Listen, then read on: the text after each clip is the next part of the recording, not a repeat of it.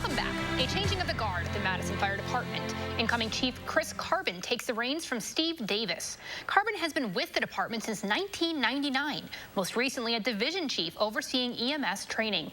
We sat down this week. Looking at where the department is today, what would you say are your top 1 or 2 goals, initiatives, changes that you want to implement in, say, the first year? Really, for me, I walked into a tremendously wonderful opportunity in the fact that we have a really high-functioning department with a tremendous group of people. So again, for me, it's really focusing on the human aspect of what we do. We know that we can provide top-level professional service, but let's focus on the experience that we leave the community with every time we leave the doors and every time we come back. What do people really feel about the experience they had with us? And then I also really want to focus on opening the doors.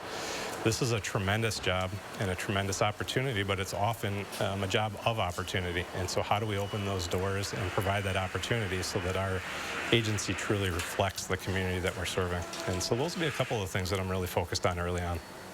The Fire Department in Madison oversees kind of the newly created or pilot phase CARES team responding to mental health calls in certain limited scenarios.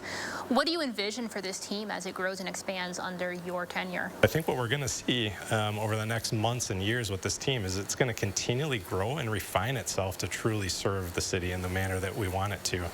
And right now we want this to be a case where patients with behavioral health crises and mental health crises are served by healthcare providers and not necessarily served only by law enforcement. And so that's certainly the goal. A brief interruption to our interview as the fire department here had a call out. We're going to jump right back into it. We were talking about the CARES team and just your role and your vision for expanding that as it grows in Madison. It's currently in pilot phase.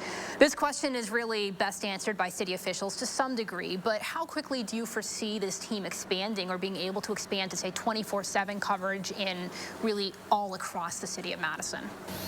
Yeah, it's a great question. I think that would be our goal. I mean, I think that's fair to say that our goal would be to provide as much service coverage as we can with this program. Before being able to commit to anything with that regard, I think the city officials will have to weigh into it, of course. But really, we're going to want to look at the data and where the volume of our patients really presents itself. And, you know, at this point, I think it would be premature for us to think that we could make a significant impact 24/7. But I do think as the program continues, all signs at this point would lead us to believe that at some point that might be a possibility. Are there any concerns or red flags, if you will, in terms of, let's say, these teams of paramedics and mental health professionals who might be responding to calls that turn dangerous, where there isn't law enforcement? Are there any other concerns that have kind of arisen throughout the pilot phase that are, the fire department or the city is working to address?